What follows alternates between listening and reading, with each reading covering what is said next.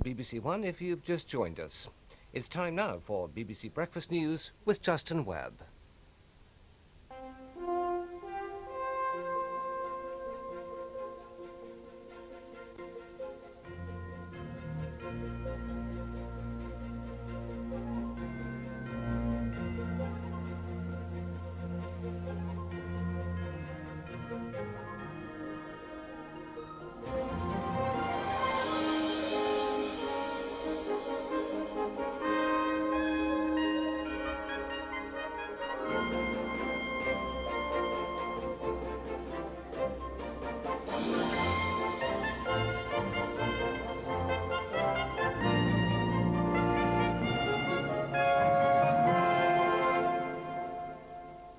You, the British people, have given us the chance to serve you. You have put your trust in us, and we say to you, we shall repay that trust for you. We govern for you.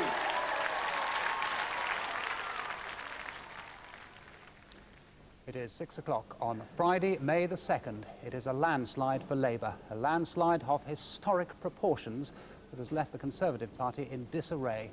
Tony Blair becomes the youngest Prime Minister this century. It is predicted that Labour could end up with a majority of over 180. Conservatives have been wiped out in Scotland and Wales. 6 of the Cabinet have lost their seats. It's been a good night for the Liberal Democrats, who are likely to have the highest number of MPs for them since the war. And Martin Bell wins the battle for Tatton. For the next 3 hours, we will take you through the events of this extraordinary night. We'll be getting reaction and, of course, analysis from Robin Oakley and Tony King here in the studio. The political map of this country has been completely torn up. It has been ripped to shreds. Labour have won a victory that has stunned their opponents and amazed their supporters. It is Labour's best ever result and the Conservatives' worst this century. Of the 625 seats that have declared, let us look now at the state of the parties. Labour have 416, gain of 145. The Conservatives have 158, that is a loss of 174. The Liberal Democrats have 40, they've gained 25 seats.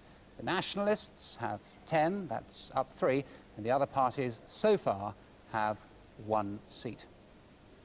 Moving on from that to the share of the vote. 45% to Labour, 31% to the Conservatives, 17% to the Liberal Democrats, and 7% to the others. Moving on from that to the big losers this evening, of whom there have been many. The Defence Secretary, Michael Portillo, and the Foreign Secretary, Malcolm Rifkin. Also losing this evening, the Trade Secretary, Ian Lang, William Waldegrave, the Treasury Chief Secretary, Tony Newton, the Leader of the Commons. What then did the party leaders have to say of it all? John Major said this: "We have been comprehensively defeated. We will listen to the voice of the electorate and we will reflect on it." Tony Blair, who will now become Prime Minister, said this: "You have put your trust in me.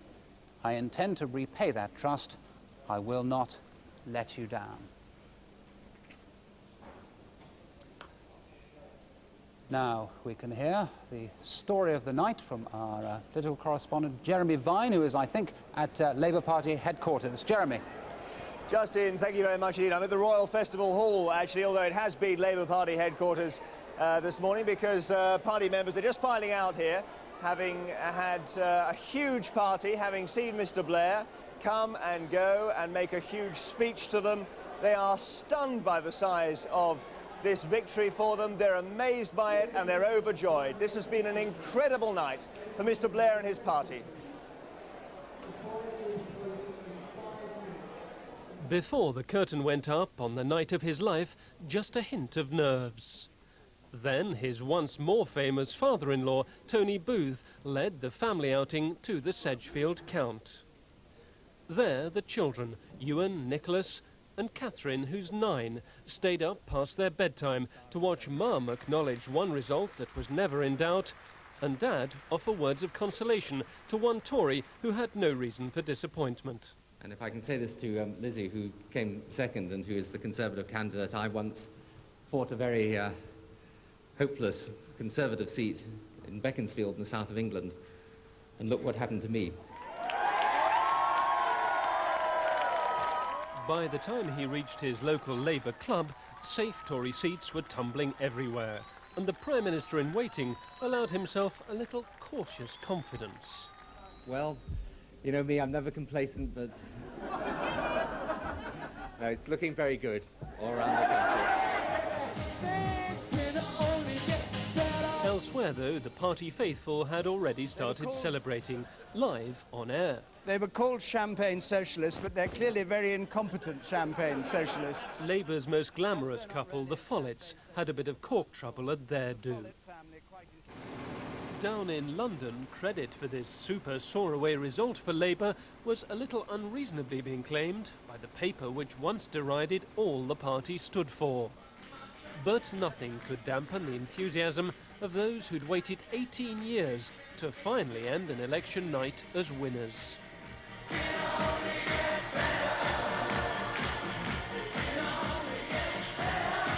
For the new tenants of number 10, it was almost too good to be true. Mike Donkin, BBC News. Jeremy, you get the impression that they really did not believe, genuinely did not believe, that they would win by this kind of margin. Absolutely not, Justin. We've all had, I think, this culture since the 1992 election where we simply do not believe the polls. They were wrong then. This time they've turned out to be pretty much right. These spectacular Labour leads have actually translated into seats in the House of Commons. So all the Peter Snow stuff on the swingometer and so on was actually, all the forecasts were actually accurate. And it's taken them all by surprise. They're seeing candidates come in for Wimbledon, for example, for other seats where they didn't think they had a prayer of winning, even though they knew in the final days, I think, very strongly that they were going to take power. So you have this interesting situation where people have won quite unexpectedly, and for them, a huge sense that the country has turned to them in a very definite way, has said yes to what New Labour is about, and has said yes and given a huge personal vote, in a way, to Tony Blair. That's what they're talking about here, the fact that this is a massive personal victory for Mr. Blair as well. All right, Jeremy, thank you. I think we can cross now to Conservative Central Office and to John Sopel. John, I imagine the mood is pretty different there. Well, for the Conservative Party, this is the worst result in modern political history. And the mood inside the place went from sadness to despair in a very short time when it became clear that the results that were coming in were absolutely catastrophic. People seemed absolutely shell-shocked, unable to believe the scale of the defeat that was being inflicted upon them. And even before the polls had closed, the recriminations had begun, even though Michael Heseltine had called for a period of calm reflection. They dominated government. They've been famous political faces for years, but their high profiles couldn't save them. Ian Lang in Galloway, and in Enfield, Michael Portillo, the Defence Secretary, and some said the Tories' heir apparent. In Harrogate, Norman Lamont and William Waldegrave all lost their seats as the Conservatives felt the voters' wrath. Colleagues looked on in wondering dismay as the political toll mounted. It was even worse than the gloomiest could have imagined. It was early in the evening when David Mellor, another famous loser, faced up to the scale of what was happening. A tidal wave has burst over the Conservative Party tonight, and it wasn't a question of putting your hand in the dike, it was a question of the seawall collapsing all around you. But I bear no grudges about that. I think that we're not a one-party state, and it is inevitable at some point that the government will change. It was late in the evening when John Major appeared for the count at his Huntingdon seat. He won it at least, but inevitably now the question of the party leadership is unavoidable. The now ex-Chancellor says the party wants cool heads, not hot argument. For us to fall to mutual recriminations at any time will be folly. For people within 2 hours of the polls closing to start going into mutual recriminations is extreme folly, and I do think the party needs to compose itself, lose with dignity. And a Tory central office, a party which had almost forgotten what defeat means, was learning that hard lesson again. Robin Aitken, BBC News. Hard lesson indeed, John Sopel, but actually when John Major addressed his party faithful there, it was an extraordinary performance, wasn't it? A performance that denied almost that a defeat on this scale had happened. Well, I just think that the Conservative Party can't believe it. Every day I've been travelling with the Prime Minister for the past 4 weeks. Every day he's been telling us the polls are completely wrong, the response we're getting on the doorstep is utterly different, it's much better out there in the country, and I think the Prime Minister genuinely believed it. And I think that is why the scale of the defeat is yet to hit home. The Prime Minister has no doubt about it. The Conservatives were given a pasting last night in the polls, and there is going to be considerable regrouping. Of course, big questions still remain. What John Major didn't say either in Huntingdon or here at Conservative Central Office when he came back is what he does next. What is he going to carry on as leader in the long term, short term, medium term? The Conservative Party in the past has had a rather ruthless record with ex-leaders who've lost elections. John Sopel for the time being. Thank you very much. So what of the Liberal Democrats? The Lib Dems are celebrating, winning more seats than any third party has for 60 years. As well as holding on to traditional strongholds in the southwest, there were a clutch of unexpected gains. Paddy Ashdown said the party's success would help create a parliament of historic reform. 2 o'clock in the morning and Liberal Democrats gathered at a London restaurant begin to celebrate a record-breaking performance. As returning officer for the Torbay constituency, I hereby give notice. In Torbay, the first of a flurry of gains took time coming. But after several recounts, the Lib Dems' Adrian Sanders defeated the Conservative candidate and spy writer Rupert Allison by just 12 votes. It is 73 years since we lent this seat to the Conservative Party. The breakthrough that Paddy Ashdown had hoped for was sweeping the country. Victories in North Avon and Colshorton and Wallington were among the least predicted. But in Rochdale, Liz Lynn and her supporters couldn't hide their feelings as they realised they were about to lose a seat Cyril Smith had first won in 1972. As the party looked forward to a House of Commons with the largest number of Liberal MPs since Lloyd George, some no doubt reflected that they'd done it without proportional representation. In previous parliaments, they could have expected to wield real power, but Labour's large majority suggests that Liberal Democrat influence may be limited. Charles Rhodes, BBC News. Let's go to Liberal Democrat headquarters and our correspondent Nicola Carslaw, who is there. Nicola, you get the impression from what we've heard from the Lib Dems through the night is that they are not intending to go to this parliament as an opposition party. They're kind of hoping that in some way they are going to have a considerable influence over this government. That's right. They're absolutely delighted, as you can imagine, by the gains and by what can clearly be seen as a breakthrough. They were only hoping, after all, to have 30 seats and to have what looks like at least, well, 45. They're obviously absolutely thrilled, and so they believe that they can be a legitimate opposition. But of course they've also talked about being cooperative and constructive in opposition. All right, Nicola, thank you. We should go to number 10 now, which after all is what it's all about, and George Eakin is there. George, this is a brutal business now, isn't it? What happened? What's the timetable of the day? Well, it's all been put back a bit, Justin, because the idea was that the Prime Minister would have finished at Central Office and be back here by now, snatching a bit of sleep on this, what remains of the night, before leaving later in the morning for his audience with the Queen. He isn't back yet, so everything's put back. It doesn't look like he'll get any sleep here at all. His private secretary will be, we know, seeking a meeting with the Queen on his behalf at about 11:30 this morning.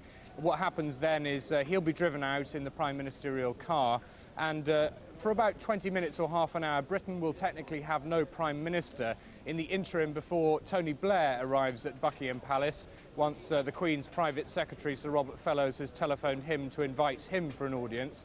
He will then kiss the Queen's hands and assume the responsibility of Prime Minister and be driven here straight to number 10 to take up office. All right, George, thank you very much. At number 10, doubtless we'll hear from you again during the course of the programme. It is time, though, to get a more thorough analysis of exactly what has happened, and the person to do that is Peter Snow. Peter. But Justin, here's how the electoral tidal wave by the opposition swept over the Britain we've been used to for the last 5 years. That's the old Parliament of the last 5 years. Just look what happened this time. Now you see the red and gold, and there's Martin Bell in Tatton, the great wave of red and gold stretching across the country there, and the changes up on the top right there, Labour up 146 to a 419 that Labour have never scored before, anything like that, never before over 400 in the history of the Labour Party. The Tories down 177, the Liberal Democrats doubling their representation in the Commons, and the others up 4. And there now you see the gains flashing away, and here are these are the seats that the Labour Party was targeting. This is the great mass of Conservative seats, only 3 of them there, Liberal Democrats, and 1 Plaid Cymru in Wales, that Mr Blair's sights were on. Let's see how effectively he did. The higher the block, the more difficult it was for Labour to hit. Now, as you watch the hits clocking up there in the little box on the bottom left-hand corner, we'll fly over these targets, starting with Falmouth and Camborne down in the toe of England there. They're nearly all going to go down to the Labour Party attack. Seats in London, they're only Simon Hughes surviving in Southwark and Bermondsey, and lost in that great massive series of tower blocks of new red majorities in London, up in north east and the north west, and now we're going up to Scotland, and there's Michael Forsyth, Seal and Stirling. That's 2, the Scottish Secretary seat, now a substantial Labour majority. So there is the effective fire of the Labour Party on its Conservative target seats. 98 hits, only 2 misses, including Ceredigion over there in Wales. It really has been an astonishing success for Labour, very successful targeting by the opposition of the crucial seats.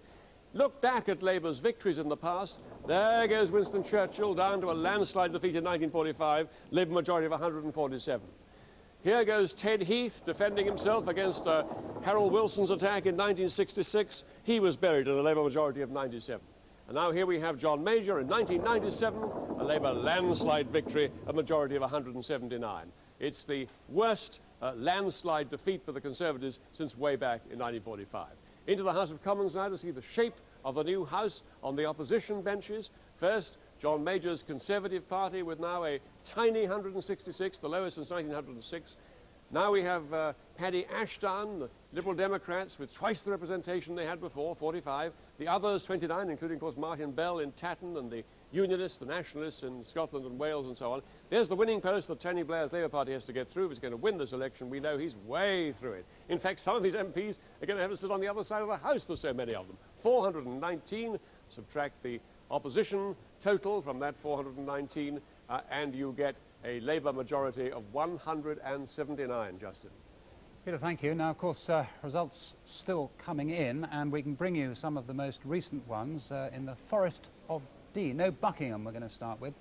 Buckingham result there. It is a Conservative hold with a pretty sizable majority. Let's look at the Leicester result as well. Peter Temple-Morris has held on, again with a majority that won't cause him too many sleepless nights. And Forest of Dean, there is a Labour win. We might be able to look at the swing there in the Forest of Dean to Labour, which I think we can bring you just now. No, apparently we can't. Anyway, there has been a win for Labour in the Forest of Dean. Let's talk now to Tony King and Robin Oakley, who've been kind enough to stay with us now through the night. Let's talk about tactical voting, first of all, Robin Oakley, of which there has been a great deal. Indeed, it is tactical voting which has turned a defeat for the Conservatives into an absolute rout. Both parties have been able effectively to target their key seats, and Labour have found Liberal Democrats switching to them in seats where they were the best chance of getting the Conservatives out. It's worked the other way round in Liberal Democrat seats. Labour votes have tended to fall away a bit there, transferring to the Liberal Democrats to help them get the Tories out where they had the best chance of doing so. It's now a clearly established phenomenon in British political life. We've seen it happening through this last Parliament, local government elections, European elections, parliamentary by-elections. Well, we're just seeing the scene at Conservative Party Central Office, where there is something that looks remarkably like a removal van there. Of course isn't. It's actually a sort of porter cabin, isn't it? It's being moved up next to the door. I think we're expecting to see at some stage now Mr. Major leaving. but we can't see anything at the moment. There's nothing much happening. Let's carry on talking while these scenes come up and go away, and if anything happens, we'll interrupt ourselves and go back to them. There we are, looking at Conservative Party Central Office. So, Tony King, what happens now? What happens to the party? What do they do about the leadership? Well, I think they've got two terrible problems. The easier one is, in fact, the leadership. I imagine that John Major will want to stay on to ensure an orderly succession. I imagine that he will want to stay on till, say, about July, which is what people are talking about. And then there will be the fight. But, of course, not all the pugilists will be there.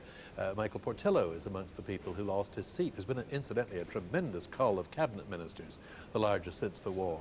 The more difficult problem is not the leadership, but it's the direction of the party, because the Tories are deeply divided, not merely over Europe, but about the inheritance of Mrs. Thatcher. Do they continue to be basically a Thatcherite party, or do they revert to being a more traditional one-nation party? And they're going to have an awful time sorting that out. In your view, are we looking realistically at the prospect of a split, of a formal split? I think not. The Conservative Party has been united for a very long time. Certainly since the middle of the 19th century. It's not in the interest of any individual Conservative MP to split the party. I find it very hard to imagine they're doing that. The split in the Labour Party that took place in the early 1980s, after all, didn't do much good to the people who split off. Robin Oakley, put your money on someone. I mean, there are so many, as Tony was saying, several of the contenders are actually not going to be there to be contenders anymore. There are some obvious ones, some obvious folk who are going to be there. No one has, in any sense, run with it so far. Everyone's been very cautious, haven't they, overnight? Put your money on a candidate. Well, there are strengths and weaknesses of the different candidates. Michael Heseltine had a good election for the Tories. He is a highly experienced figure, a charismatic figure. But many people will look at that Labour majority and say, look, Tony Blair is surely in for 2 terms. Michael Heseltine is probably too old. Michael Portillo is now out of the running because he hasn't got a seat. William Hague very much comes into the running, the Welsh Secretary, only 36, a man of the right, but not one of those on the right who upsets the left. So he has got quite strong credentials in terms of being a reasonable party unity candidate. Stephen Dorrell, perhaps too many gaffes in recent months, seen as a man of the left, although he's tacked across to the right.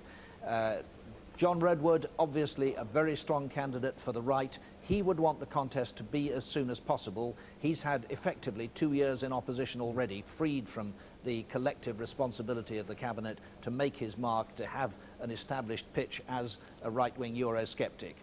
Kenneth Clarke, the former Chancellor, to many people the most effective combative politician in the Tory party, but almost disqualified from any chance because he is so keen on Europe. Okay, Robin, those are the runners and riders. We'll come back to you both later on. Of course, people joining us all the time. It's important that we update things. It's 22 minutes past 6 now. Let's hear the story of the night from our political correspondent, Lance Price. It was the kind of victory party that in 18 years of opposition, Labour feared they might never see again. A scale of victory that nobody from Tony Blair down believed would be theirs. But theirs it was. As the new Prime Minister-to-be acknowledged the cheers of his supporters, he paid tribute to Neil Kinnock, the man who started the fight back, and to John Smith, whose words he remembered. All we ask is the chance to serve. Tony Blair has been given that chance on a night that means the record book will have to be rewritten. A new dawn has broken, has it not? And it is wonderful. We always said that if we had the courage to change, then we could do it, and we did it.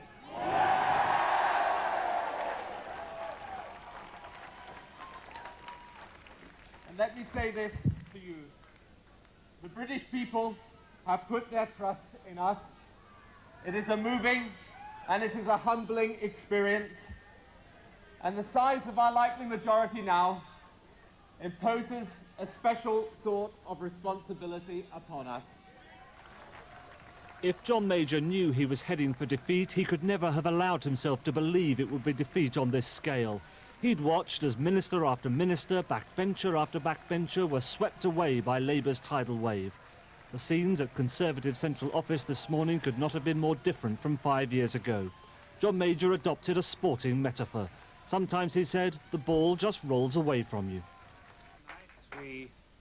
Tonight we have suffered a very bad defeat. Let us not pretend to ourselves it was anything other than what it was. Unless we accept it for what it was and look at it, we will be less able to put it right. We've lost some very good servants of the party, people who've devoted a huge amount of their life to the service of this country and the service of this party. We've lost, temporarily I hope, some colleagues, both senior and not so senior, who still have a lot of service to give this country and this party, and who will, I hope, be back where they should be, in the House of Commons, serving us all.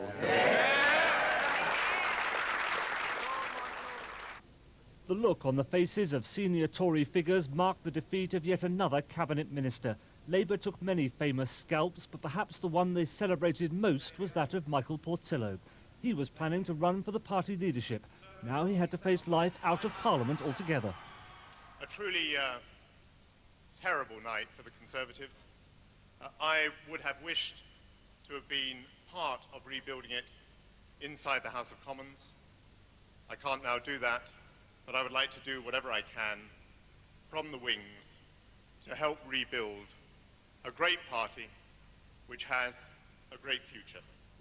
But a future without the Foreign Secretary, Malcolm Rifkind, the most senior member of the cabinet to fall. Both he and the Scottish Secretary, Michael Forsyth, were potential candidates for the leadership. Both fell by the wayside as the Conservatives lost every seat they held in Scotland. Wales, too, is now a Tory-free zone. The Conservatives hold no seats outside England. The massive swing to Labour was evident from the outset, but it was Birmingham Edgbaston, the first gain of the night, that confirmed that only the safest of Tory seats were remotely secure. Labour took seats all across the Midlands and the North, and for the first time in decades made serious inroads in the home counties. Stevenage fell with ease, although opening the champagne proved more of a problem. No problem for Labour, though, in parts of Sussex and Kent, as Tory majorities of over 10,000 tumbled. Famous faces were forced into reluctant smiles. David Mellor, former cabinet minister turned media star, fell in Putney, jeered out by the leader of the referendum party. Is a derisory total. The referendum party is dead in the water. And Sir James, you can get off back to Mexico knowing your attempt to buy the British political system has failed. Thank you very much. But while the referendum party fared ill, the Liberal Democrats scored triumph after triumph in their target seats. Paddy Ashdown now leads the strongest third-party force since the 1930s. While he lost some of his old parliamentary team, he gained many more, especially in the southwest, now Liberal Democrat country. We are the largest force of Liberal Democrats and Liberals that this country has had since the days of Lloyd George.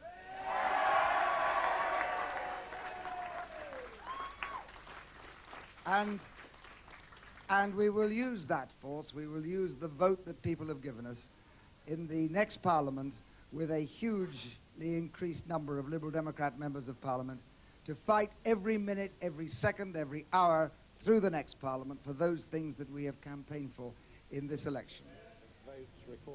And up in Tatton, the constituency that attracted attention more than any other, the anti-corruption candidate Martin Bell easily defeated the former minister Neil Hamilton. I believe you have lit a beacon which will shed light in some dark corners and illuminate the Mother of Parliaments itself. It is a strong signal to the rest of the country which will be heeded. But it was Tony Blair's night. As he flew down from his Sedgefield constituency to join that party in London, he knew that he was only the third Labour leader to win a Commons majority, the youngest Prime Minister since 1812. He'll start forming his cabinet later today, negotiating in Europe within weeks. But for now, he was savouring a victory of such breathtaking magnitude that the political world is quite literally at his feet. Lance Price, BBC News.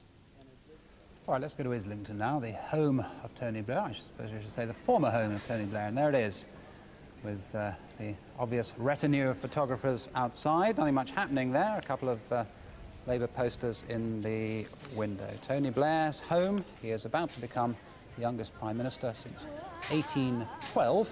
He is about to move to a rather more famous address. Let us cross London to a more central position, Tory Central Office, where the Conservative Party chairman, Dr. Brian Mulwiney, is still inside, and we are expecting at some stage to see him come out. Dr. Mulwiney, who has already been facing up to the size of the defeat, and telling those who've talked to him overnight that there is a need for a period of calm reflection. Now, it is time to go to Scotland, where pretty extraordinary things have been happening, and Sally Magnuson is the person who is there. Sally, good morning. Good morning, Justin. Thanks very much. I'm outside the building that Labour has promised will one day soon house a new Scottish Parliament, subject to the approval of the Scottish people in a referendum that they say will be held within a very few months. Andy Castle reports now on the events through the night in Scotland, which seem likely to bring this building to life again. Labour cheer in Scotland, celebrating not only their success, but a result which has left the Conservatives with not a single MP north of the border. All 10 Tory seats were lost. In Edinburgh, the Foreign Secretary, Malcolm Rifkind, was among 3 Scottish cabinet ministers to go, ousted by Labour. In Galloway, the President of the Board of Trade, Ian Lang, was defeated by the SNP, while in Stirling, the Scottish Secretary, Michael Forsyth's wafer-thin majority was finally overcome by Labour at the 3rd attempt. I think we've just been in the wash of the tidal wave. It doesn't stop at the border. Clearly what was sweeping the country, as I say, was this potent force for change. Labour now has 57 of Scotland's 72 seats, though the election of Britain's first Muslim MP and Govan, businessman Mohammed Sarwar, was marred by clashes at the Count Centre between British National Party supporters and anti-fascists. That could not, however, dampen the Scottish Party's spirits. The question was asked, who speaks for Scotland? There is now absolutely no doubt at all. It's the Scottish Labour Party that does it. I'm so proud of those who carried the flag into this campaign, and prouder still of the Scottish people who, when asked the question, answered with such a resounding voice. With one result still to come, the Liberal Democrats are on target to keep their 9 seats, while the Nationalists are delighted with their performance. Their share of the vote held firm and their target seats delivered. They'll be sending 6 MPs back to the Commons, 2 more than they had in the last Parliament. Now, we've increased both our share of the vote tonight and we've doubled our parliamentary representation. Now, even the most hostile observer would have to concede that's a pretty impressive step forward for the SNP. But the broader smiles belong to Labour, though they know they'll soon have to return to the hustings in a 2-question referendum seeking a mandate for a Scottish Parliament with tax-varying powers. Andrew Castle, BBC News, Glasgow. I'm joined now by the Scottish political editor, Brian Taylor. No Conservatives in Scotland. This is uncharted territory. Where on earth do we go from here? The jibe that has regularly been given at the Conservatives north of the border is that they are effectively an English party. Now they are indeed in practice. They have no councils that they control in Scotland. They now have no MPs as well. There are practical matters. For example, in the House of Commons there is much Scottish legislation that goes through. There will be a problem because there will be no Conservatives to offer effective or indeed any opposition from Scotland to that legislation. And who is the Shadow Secretary of State for Scotland? There isn't one. They'll have to find someone. They'll have to draft someone in from the English ranks or perhaps from the Whip's office to be the formal opposition to the Labour Party on Scottish legislation, Scottish matters and at Scottish questions. But if I were the Liberal Democrats and the SNP, I would question the legitimacy of that, if you like, and perhaps be hassling for a seat on the front bench. But seriously, the Conservatives will have a considerable problem putting themselves forward as a serious party of contention in Scotland at all. And these 2 parties, you mentioned incidentally the SNP and the Liberal Democrats, already tussling over who's going to be the official opposition in Scotland. Yes, well, the SNP say that they gained the 2nd place in terms of the share of the vote, but they only have those 6 seats. Actually, in terms of the SNP, I think it's a relatively, I stress relatively, disappointing night for them. Alex Salmond, for example, had a bet, a charity bet, that his party would gain a minimum of 7 seats. I think the upper level was something like 40. Now, he hasn't got that 7 seats. He hasn't broken into any of the Labour areas. Okay, it's an increase, a slight increase in his party's share of the vote, and it's doubling the number of MPs. But double 3 is not very much. But it's double 3 to 6. The great irony for the Scottish Conservatives, of course, is that if they're going to make any impact at all in the Scottish political scene, they're actually going to have to stand for the Parliament that they have so despised and derided. I have long believed that the Conservatives in Scotland have faced a decline over 40 years from a 1955 high point to what we see now with no MPs. I have long believed that if there is a salvation for the Scottish Conservatives, and after tonight it must be certainly in question, if there is one, it rests here. It rests in devolution. If they can puncture the Scottish question over a longer period, then perhaps under a PR system, ironically, which of course they oppose, and under elections to devolve Parliament, they might get back something of a stake in the seats behind us here. But as of tonight, the story in Scotland is, of course, the Labour Party, 56 MPs in a dominant position, even more dominant than previously. One or two within Labour ranks, I'm sure, will say, now they're in such a dominant UK and GB position, do they need to go through the business of devolution at all? And that sort of notion, I think, will be crushed very severely from the upper reaches of the party. Say that, they couldn't indeed, because they're looking at a longer term. They're looking at least at 2 terms of government, and that would be placed in jeopardy, certainly in Scotland, whether to be any backtracking. I'm confident that from a Labour perspective there will not be. And going back to the Scottish Conservatives, I mean, where would you think any sort of rebirth and new growth would come from? I mean, there have been a few closet pro-devolutionists who've kept rather quiet over the last few years. Would you think the future lies there? I think it would be literally incredible for the party to go down that road speedily. They might go down that in the longer route. The main problem they will face, for example, is they have lost the paid apparatchiks. They've lost the MPs, the researchers, the backup. They really have, at the moment, a big hole to dig themselves out of, if you like to mix the metaphors. Brian Taylor, thank you very much. Back to you, Justin. Simon, thanks a lot. It is 25 minutes to 7. Let's give you an update now for people who've just switched on, and indeed for people who want to take in the significance of what has been happening overnight. Tony Blair will be the next Prime Minister as Labour celebrates its biggest victory ever. It was a landslide of historic proportions, with the latest results showing Labour winning 417 seats. The Conservatives, it was electoral meltdown. John Major, who will be tendering his resignation to the Queen later this morning, said his party had been comprehensively defeated. A number of cabinet ministers lost their seats, and Martin Bell defeated Neil Hamilton in the battle for Tatton. And I think we can show you the state of the parties just now. Just to repeat, landslide for Labour. We are predicting at the moment a Labour majority of 179. A Labour majority of 179. There are, of course, plenty of seats still to report. Now, I mentioned there Martin Bell. He was once, of course, a war correspondent for the BBC. Now, Mr. Bell will sit in the House of Commons as an independent MP. He is the first to do so in nearly 50 years. He won in Tatton in Cheshire with a majority of 11,000. He defeated the Tory candidate Neil Hamilton, who, as an MP, was at the centre of the Cash for Questions row. In Knutsford, in the early hours, the news of Martin Bell's victory made sweet viewing for his supporters at their celebration party. Earlier, Neil Hamilton and his wife Christine had arrived for the Tatton count, saying, "We'll survive." He didn't. Martin Bell, independent. 29,300. Martin Bell stood as an independent on a platform of honesty and integrity. His stunning success in this Tory heartland can be judged on the pure arithmetic. His 11,000 majority wiped out a notional Conservative majority twice that size. I believe you have lit a beacon which will shed light in some dark corners and illuminate the Mother of Parliaments itself. It is a strong signal to the rest of the country which will be heeded. The former minister at the centre of the Cash for Questions affair insisted that he would return.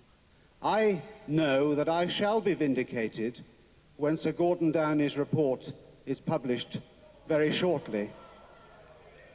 And then the full confidence of my supporters in me will be fully repaid and justified. Martin Bell says he has no long-term political ambitions and that he'll only be serving one parliamentary term. He says his priority will be his constituents and he'll do what he can for them by working to raise standards in the House of Commons. Clarence Mitchell, BBC News, with Martin Bell's winning campaign in Knutsford. There we are. I hope we're going to talk to Martin Bell later on in the programme. Let's cross again now to Conservative Central Office. There is the scene as the Prime Minister leaves. He made a speech to party workers in there, which was an extraordinary performance, really, a dignified performance in which he managed considerable humour.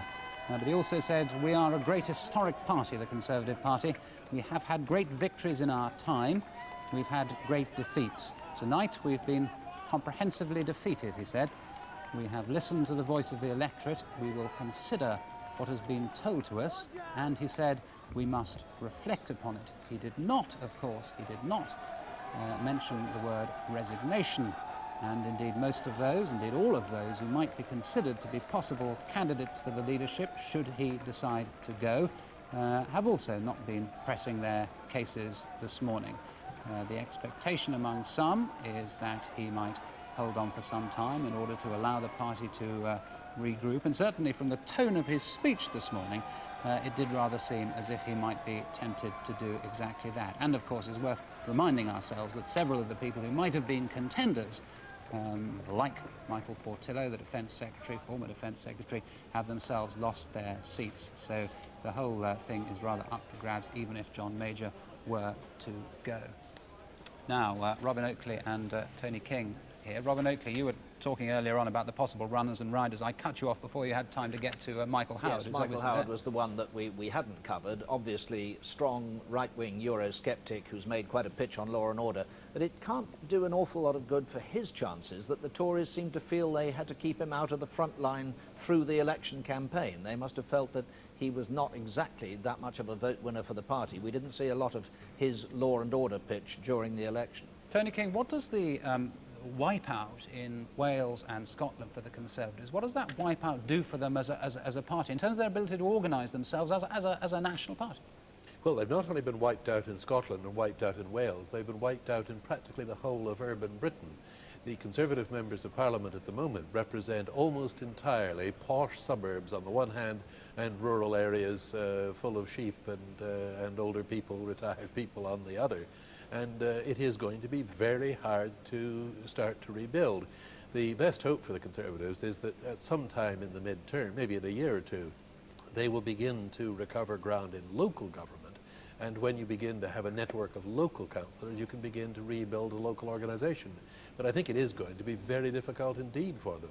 They have suffered the lowest share of the vote the Conservatives have had since just after the Great Reform Act of 1832. It hasn't been in quite a meltdown. They're still going to have about 160 seats. It's not on Canadian proportions, where the Tories in Canada were left with only 2. But it is a horrendous defeat. It is interesting, incidentally, I don't know whether you've noticed, we've got so used to the Conservatives squabbling that the first thing we ask ourselves about when they lose an election is how are they going to sort themselves out, who is going to be their next leader, and so on. But in fact, the story now is not a story about the Conservative Party, it's a story about a new Prime Minister and a new government. What's it going to do? And Robin Oakley, what Tony King was telling us earlier on, not just a matter of personalities too, a matter of finding policies around which the party can unite. And we're looking at pictures now, I should tell you, of the Prime Minister arriving in Downing Street, which is not, of course, his home for much longer. So as we watch him come out, Robin, what on earth is his party going to do? Not in terms of personalities, not in terms of leadership candidates, but in terms of something they all believe in. Well, it's very difficult for them to find exactly what is to be their new pitch now. The banner of Euroscepticism is hardly one around which they can unite and hope to succeed when two parties being more Euro-friendly than they are have scored such a success in this election. And those who'd been taking a hardline Eurosceptic position haven't been insulated in any way from the Conservative defeat. Theresa Gorman, for example, an 18% swing against her. So there's no great future for the Tories, it seems, in Euroscepticism in terms of finding a way back to the heart of the British public. They've got real problems, as we were hearing from Scotland, on the devolution question, with no MPs left in Scotland or Wales.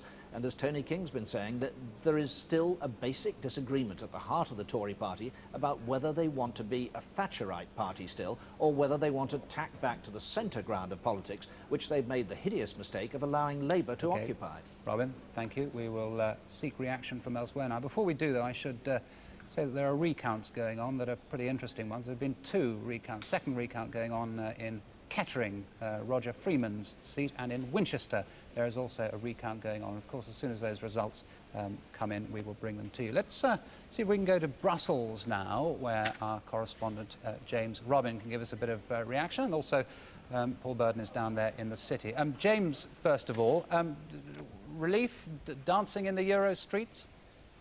They're not yet on the streets, but there's no doubt that they are delighted with the result.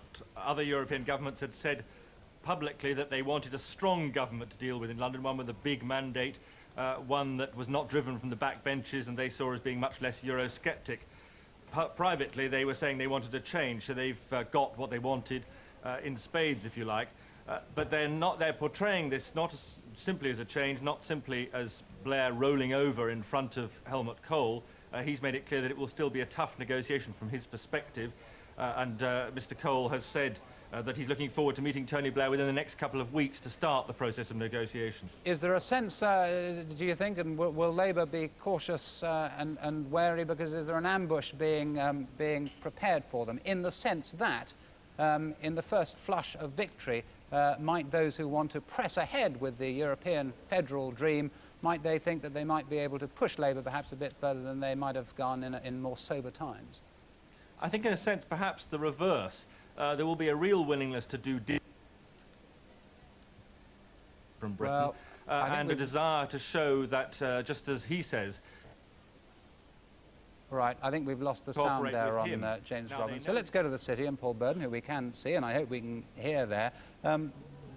Paul, the city expected this. They like stability, don't they? And that looks like exactly what they're going to get. Well, yes, what has happened today had been largely written into the markets by last night. Yesterday, the FTSE finished on a record high. That's the reverse, traditionally, of what you expect when a Labour victory is about to happen. You normally expect the markets to be rather anxious. There is some anxiety around this morning about the size of the Labour victory. The sense is that, in fact, this might give the Labour Party free rein to do whatever they liked, and there's some anxiety about that. I don't know if you can still hear me. Yes, you can. It should be said that the pound, and traditionally one of the first jobs of a Labour government coming into power after a long period of Conservative government, has been to rush to defend sterling. Well, that doesn't seem to be a problem today. I think we may be able to show you what the pound is actually doing this morning. There it is against the Deutschmark, very slightly ahead. In other words, what has happened is what was expected. It went up a little bit last night after the first exit poll suggested a very large Labour government. It's been very steady against other currencies as well. In fact, this morning, the biggest influence of the market here may not be the election result here, but what is happening across the water in America on Wall Street. Right, Paul, thank you very much for the time being. Sorry we showed pictures of Mr. Blair apparently going backwards in his car halfway through. We'll try to show you those pictures forwards in just a few moments' time. Now, as last night wore on, people soon realised that they were in the midst of an historic election. Our reporter Emma Howard spent last night with two very different election night parties. By midnight, London streets were filling with elated Labour supporters. This is a victory rose. There's two left tonight, and this is the winning rose. This was turning into a night for new Labour and new voters.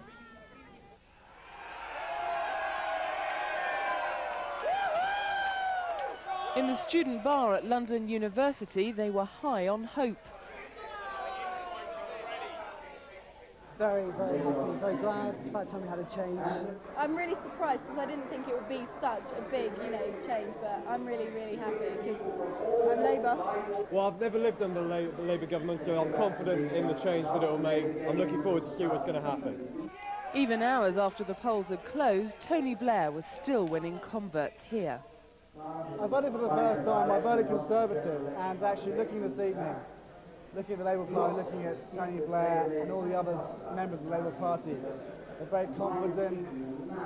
Seeing how they work now, I probably realise I actually casted the wrong vote. After 18 years of the Tories making political history, tonight they face a new era, and their supporters gathering inside to hear the bad news fear the worst. As Tony Blair got closer to Downing Street, the son of former Tory Prime Minister Harold Macmillan warned that we'd never had it so good and Labour would blow it.